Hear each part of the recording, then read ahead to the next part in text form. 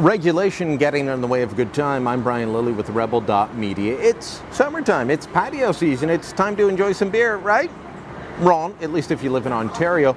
Once again, we've got regulation getting in the way of people enjoying a beer and having a good time, and this time it's hurting small business. In fact, it's big government crushing small business. We've got this Ottawa company named Brew Donkey that offers tours of brew pubs and craft brewers, and they're under the threat of legal action by an industry association because they're not registered as a travel agency. And by the way, this industry association has the full backing of legislation and the government of Ontario.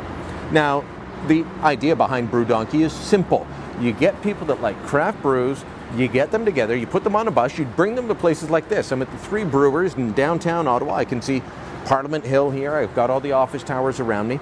You bring them to places like this. You bring them to the outlying areas where brew pub or craft brewers have set up in industrial parks.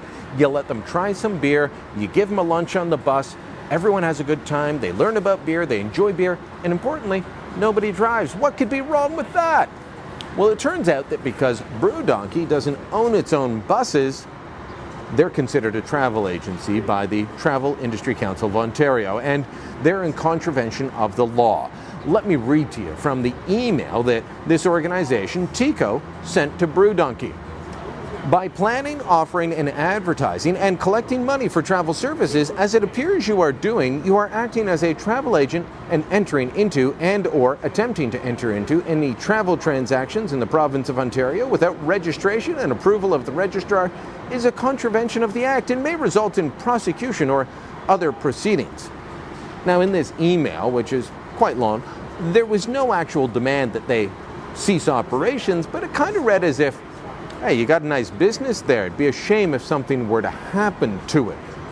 So I went and spoke to owner Brad Campo about this and asked him, what would this actually mean to you? And he said that in terms of compliance costs, deposits, registration fees, it's going to be approaching $25,000 for his small business offering small tours of small breweries, $25,000 to come into compliance with the law. The annual fees are low in the sense that it's $350, but there's a $10,000 deposit that needs to be held for 2 years. There's $3,005 for the registration fee. Annually, there would be about a $3,000 to $5,000 chartered accountant fees to make sure they go over our trust account. We would need a trust account. Now, on top of all that, Campo and any of his staff would have to become certified travel agents, certified, of course, by TICO.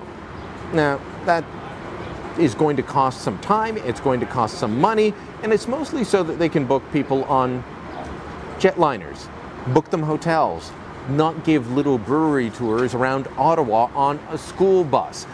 TICO says, look, they're not trying to shut Brew Donkey down, they're just trying to protect the public, which is their mandate.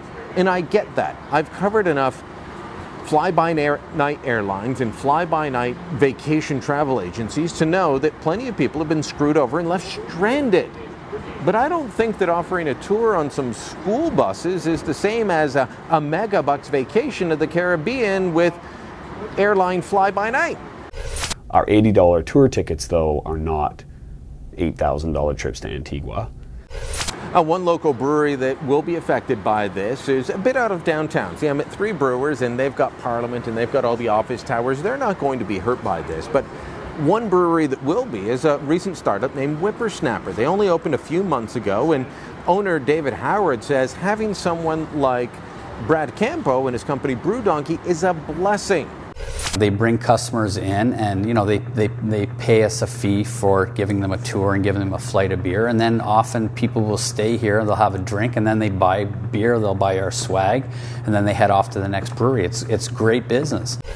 And of course, after people come in and try it, they tell their friends, and Howard and his partners get more business. So it's small business supporting small business and people supporting their local economy. But instead of the government supporting small business and supporting local tourism, they're actually crushing it with this sort of regulation and this industry association.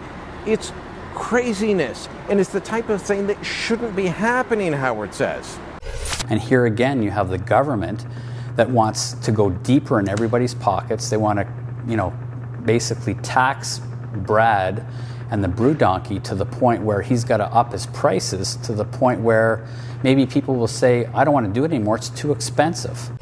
And right now there are about 20 craft brewers in Ottawa, and Brew Donkey visits most of them. They also visit a couple of local wineries, some cheese plants, all local tourism. This is what government should be applauding, not crushing.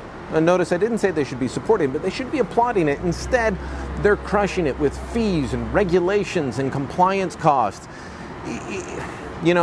Brew Donkey's solution is that instead of shutting down, they're going to stop charging. They're going to stop charging for bus tours because charging for bus tours is what makes them a travel agency. And so they're charging for walking tours and saying no charge for the bus tours. Atico's not happy with that either, and they appear to be fighting them on it. Campo's trying to find a way out. In the meantime, he is starting an Indiegogo campaign to try and say, let's see if people will donate to keep the lights on while he figures out how to come into compliance without shutting down the company or charging so much that the customers fly away. Look, I get the need for an organization like TICO. I really do. But what this appears to me to be is a case of an industry association that is watching its customer base fly away as more people turn to Hotwire or Expedia or Travelocity or groups that may not be paying their TICO fees because they're not based in Ontario. They're not based in Canada. And so they're trying to find relevancy. They're trying to find ways to make everyone compliant and keep their lights on, even if it shuts down and hurts the little guy.